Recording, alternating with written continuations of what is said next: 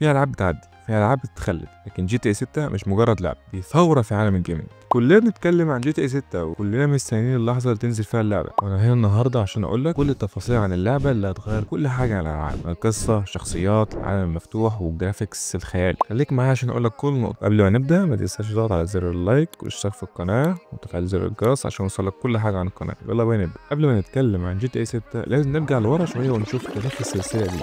من يوم ما نزلت جي تي اي 3 في 2001 وهي غيرت كل حاجه، كانت اول لعبه تفتح لنا عالم مفتوح بالشكل ده وتسمح لنا نعيش فيه بكل تفاصيله. ومن بعدها كانت كل نسخه جديده من السلسله بتقدم قفزه كبيره على مستوى التكنولوجيا والقصه. لما نزلت جي تي اي في 2013 كانت بمثابه قفزه عملاقه في عالم الالعاب، من الجرافيكس المتقدمه لحد القصه اللي كانت معقده بشكل غير مسبوق. لكن جي تي اي 6 دي مش مجرد خطوه ثانيه، دي قفزه على مستوى اخر. من 2013 واحنا بنستنى اللعبه دي، كل التسريبات كانت بتحكي عن فكره جديده في طريقه سرد القصه وشخصيات اكثر عمقا وعالم اكبر واضخم. لكن رغم كل التسريبات روكستار حافظت على سريه كامله حتى وقت قريب. اللي نعرفه دلوقتي هو مجرد البدايه، وجي تي اي 6 هتقدم لنا تجربه ما شفناهاش قبل كده. دلوقتي هكلمكم شويه عن القصه اللي هتكون محور الاحداث. جي تي اي 6 اللعبه هتدور في مدينه فيس سيتي وولايه ليونيدا. هتقدم لنا شخصيتين رئيسيتين بيخوضوا مغامره هروب معقده. اول شخصيه هي جيسون دوفال، جندي سابق شخصيته مليانه بالغموض والشر، لكن مع دوافعه الخاصه جيسون في البدايه بيظهر كواحد من العصابات، لكن مع التقدم في القصه هنكتشف انه مش مجرد مجرم، ده شخص عنده ماضي عسكري مؤلم بيسعى للهروب منه باي ثمن. والشخصيه الثانيه هي لوسيا كامينوس، اول بطله رئيسيه في السلسله، بطله كفيميل بنت.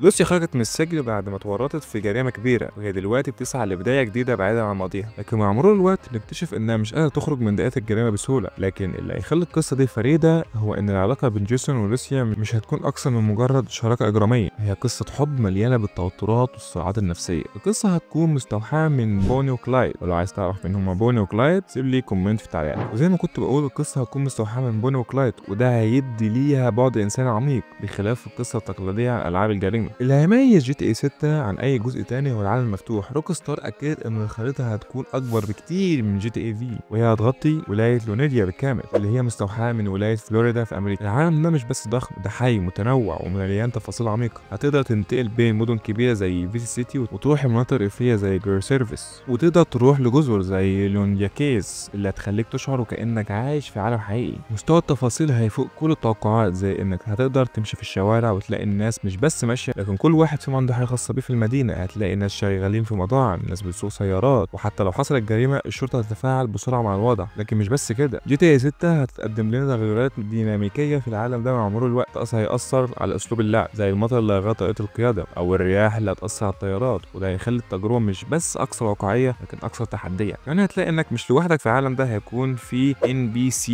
يعني ايه؟ يعني شخصيات غير قابله للعب هيتصرفوا زي البشر حقيقيين، وكل قرار هتاخده هيأثر في العالم اللي حواليك. مش هنقدر نتكلم عن جي تي اي 6 من غير ما نذكر الجرافيكس. اللعبه دي هتكون قمه في التفاصيل، من ظلال، اضاءه، حركات الشخصيات لحد البيئه المحيطه. لو بصيت على تريلر جي تي اي 6 هتلاحظ الفروقات الضخمه بينه وبين الاجزاء السابقه. اول حاجه هتلاحظها هي الظلال والاضاءه مع محرك اللعب الجديد. كل مشهد في اللعبه هيبقى مليء بالضوء الطبيعي، والظلال تتغير حسب الوقت والمكان. زي ما شفنا في التريلر، في بعض المشاهد هتلاقي ان الشمس بتغيب ولا الافق، وده بيأثر بشكل واقعي على كل شيء حوالين اللاعب. الجو في اللعبه مش بس بيأثر على المشهد البصري، ده كمان بيأثر على الفيزيائيات، زي مثلا الطريق المبلل بعد المطر او الرمل اللي بيتأثر لما بتسوق بسرعه على الشاطئ. لو جربت تلعب جي تي اي 6 هتلاحظ الفروقات حتى في حركه الشخصيات، كل شخصيه تتحرك بشكل واقعي في المحيط، وده هيخلي اللعبه تديك احساس انك مش مجرد لاعب لكن انك جزء من العالم ده. في جي تي اي 6 الذكاء الاصطناعي مش مجرد تحسين بسيط، ده نقله حقيقيه في طريقه تعامل الشخصيات معك ومع العالم. في اللعبه دي الشخصيات الغير قابله للعب اللي هي NPC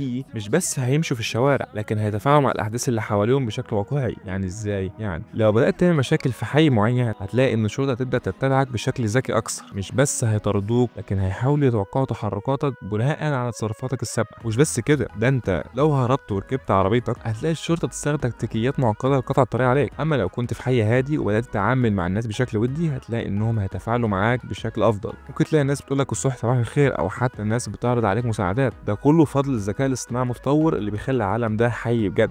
من اول ما ده نسمع عن جي تي اي 6 كانت تسريبات كتير ومش دايما صحيحه، لكن بعد اصدار تريلر الثاني في 6 مايو 2025 اتضح كتير من الحاجات اللي كنا بنسمع عنها. من التسريبات عرفنا ان خريطه اللعبه هتكون ضخمه جدا مقارنه بجي تي اي وهتكون متطوره بشكل يخليك تعيش تجربه وكانك في عالم حقيقي. ايضا اللعبه هتتضمن مهمات جانبيه ضخمه بتاثر في تطور تطور القصه، وده هيدي للاعب احساس ان كل قرار بيتاخذه ليه تاثير حقيقي. الحاجه التانيه المثيره هي مستوى التفاعل مع العالم، حيث ان الام بي سي هيتفاعلوا معاك بشكل اكثر واقعيه. واخيرا اعلنت روكستار رسميا ان جي تي اي 6 هتنزل في 26 مايو 2026. كل التسريبات كانت بتاكد ان اللعبه هتاخر، لكن في النهايه جه الاعلان الرسمي اخيرا. الاصدار ده هيمثل بدايه عصر كبير في عالم الالعاب، وهتسجل رقم قياسي في مبيعات الالعاب. مع كل اللي شفناه من تريلرات ومقاطع، نقدر نقول ان اللعبه هتكون قمه في عالم الجرافيكس والذكاء الاصطناعي والعالم المفتوح. من ايام جي تي اي 3 لحد جي تي اي في، كل جزء في السلسله قدم لنا شيء مميز، لكن جي تي اي 6 هتكون نقله على مستوى التكنولوجيا، مش بس في طريقه اللعب لكن كمان في تصميم الشخصيات وبيئه اللعب والتحكمات. الاشياء اللي كانت من المستحيلات في الاجزاء السابقه زي تاثيرات طقس على العالم او الذكاء الاصطناعي المتطور هتبقى جزء من اساسيات جي تي اي 6. عالم اللعبه ده مش هيبقى مجرد مكان تلعب فيه، لكن هيكون مليان بالحياه الواقعيه. لعبه جي تي اي 6 مش بس هتكون حدث عالمي في مجال الالعاب، دي كمان هتاثر بشكل كبير في العالم العربي. من اللحظه الاولى اللي اعلنوا فيها عن جي تي اي 6 وكان في تفاعل ضخم من الجيمرز العرب، وبالذات من دول زي المملكه العربيه السعوديه، الامارات، مصر ولبنان. اللي بيميز جي تي اي 6 ان مجتمع اللاعبين العربي في المنطقه اصبح له تاثير اكبر في توجيه بعض الشركات نحو اتخاذ قرارات تخص دعم اللغه العربيه في الالعاب. صحيح ان روك ستار حتى الان ما اعلنتش بشكل رسمي عن دعم اللغه العربيه في جي تي اي 6، لكن احنا بنشوف علامات تدل على ان ده ممكن يحصل. في شك ان سوق الالعاب في المنطقه العربيه اصبح من اكبر الاسواق في العالم، والمبيعات في دول زي السعوديه والامارات ومصر هتكون ضخمه لو اللعبه تدعم العربيه. ويمكن ده السبب ان الشركات الكبرى بدات تهتم اكثر بدعم اللغات الاقليميه، خصوصا بعد النجاح لعائلات الالعاب اللي دعم اللغه العربيه زي فيفا وكول اوف ديوتي. الجيمرز العرب على منصات زي تويتر وانستجرام وحتى يوتيوب بدأ يظهر اهتمام شديد باللعبه، لدرجه ان حسابات مخصصه زي جي تي اي 6 عربي بتغطي كل الاخبار المتعلقه بجي تي اي 6 باللغه العربيه. واللي بيحصل ده مش بس تفاعل عالي، ده تمهيد لطلب كبير على اللعبه بالنسخه العربيه. ده بيخلي جي تي اي 6 جزء مهم من ثقافه الالعاب في العالم العربي، في مطالبات كبيره بدعم اللغه العربيه.